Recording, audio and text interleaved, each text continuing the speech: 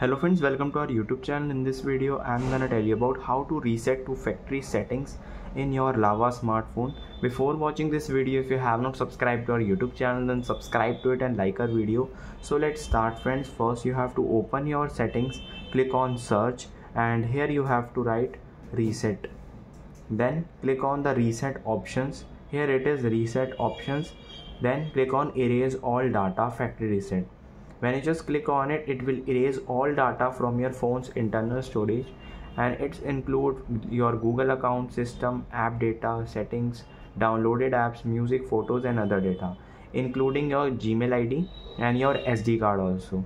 So you have to safely remove it before doing this. You have to click on erase all data. It will restart your smartphone and it will erase the data. I hope you like this video. If you like this video, then subscribe to our YouTube channel for more helpful tips and tricks videos. See you next time.